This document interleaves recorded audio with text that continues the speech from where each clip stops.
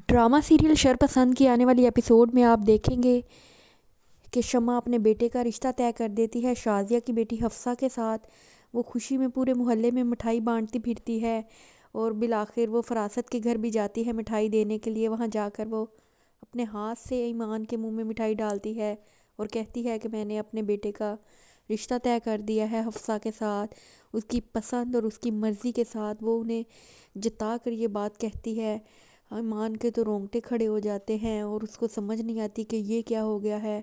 जब वो मिठाई वगैरह देकर अपने घर वापस चली जाती है तो ईमान घर में हंगामा शुरू कर देती है। उसकी माँ भी उसको मारना शुरू कर देती है जब उसे पता चलता है कि ईमान का वाकई चक्कर चल रहा था शाज़िया के बेटे शमा के बेटे के साथ। दूसरी तरफ सनम फ़िदा को कॉल करती है और कहती है कि अगर औलाद ना हो तो क्या मोहब्बत ख़त्म हो जाती है।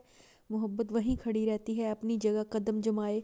मेरी मोहब्बत भी तुम्हारे लिए वैसे ही है और मैं तुम्हें कभी भी भागने नहीं दूंगी और ना ही मैं खुद तुम्हें कभी छोड़ूंगी। तुम इस रिश्ते से कभी भी नहीं भाग सकते। दूसरी तरफ जब हफ्सा मान नहीं रही होती रिश्ते के लिए तो शमा जाकर उसे समझाती है और कहती है कि ईमान मेरे बेटे के पीछे पड़ी हुई थी।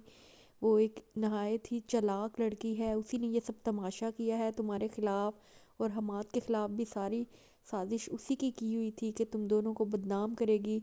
अब वो इसी जाल में खुद फंस चुकी है। ईमान हमाद को फ़ोन करके कहती है कि तुम इसी किस्म की लड़की डिज़र्व करते थे।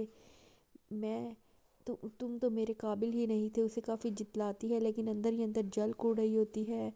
वो अपने बाप से कहती है कि आप तो कहते थे कि आप मेरा बदला लेंगे। तो फरासत कहता है तुम देखना किस तरह मैं इस लड़की को तबाह व बर्बाद कर दूंगा।